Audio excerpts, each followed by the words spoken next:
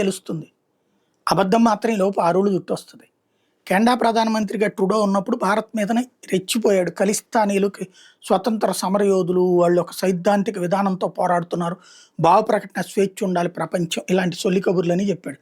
అరే సన్నాసి, వాళ్ళు తీవ్రవాదులురా, మా దేశంలో తీవ్రవాదం చేసి మా దేశాన్ని మొక్కలు చేయడానికి వచ్చి నీ దేశానికి వచ్చి బతుకుతున్నారు, మేము ఎక్కడ లేపేస్తామని. వాళ్ళకి భావ ప్రకటన ఉండేటైతే రేపొద్దు నీ దేశాన్ని కూడా మొక్కలు చేస్తారా అని చెప్పారు ఈయనలా.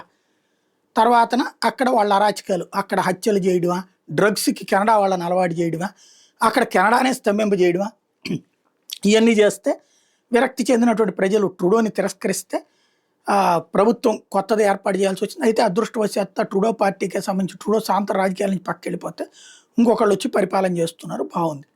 ఇప్పుడు సీన్ కట్ చేస్తే మోడీ ముందు నుంచి చెప్పింది నిజమైంది. బిష్నోయ్ గ్యాంగ్ ఎవరైతే ఇక్కడ అరాచకాలు చేసే ఖలిస్తానీ తీవ్రవాదులు, వాళ్ళు అక్కడ అరాచకాలు చేస్తున్నారు, డ్రగ్స్కి యూత్ని అలవాటు చేసి చెడగొడుతున్నారు, హింసాకాండకు పాల్పడుతున్నారని కెనడా ప్రభుత్వమే డిసైడ్ చేసుకుని ఇప్పుడు వాళ్ళ మీదన టెర్రరిస్ట్ అనేటటువంటి ముద్రని వాళ్ళు కూడా ఒప్పుకున్నారు. ఇప్పుడు లారెన్స్ బిష్నోయ్ గ్యాంగ్ను ఉగ్రవాద సంస్థల జాబితాలో చేర్చిన కెనడా అధికారులు సోమవారం ప్రకటనలో వెల్లడించారు. దేశంలో భయానక వాతావరణం సృష్టించినందుకు ఈ చర్య తీసుకున్నట్టు వెల్లడించారు. కెనడాలో హింసా ఉగ్రవాదానికి ఎంత మాత్రం స్థానం లేదని తేల్చి చెప్పారు. ముఖ్యంగా ఒక వర్గాన్ని లక్ష్యం చేసుకుని దాడులు ప్రయత్నిస్తే సహించబోం అంటే అక్కడ హిందువుల్ని టార్గెట్ చేసి, ఇండియన్స్ని టార్గెట్ చేసి కఠినంగా కఠిన చర్యలు ఉంటాయని హెచ్చరించారు. భారత జాతీయ భద్రతా సలహాదారు అజిత్ దోవల్ గురువారం కెనడా జాతీయ భద్రతా సలహాదారు నదాలి డ్రోవిన్తో ఢిల్లీలో సమావేశమయ్యారు.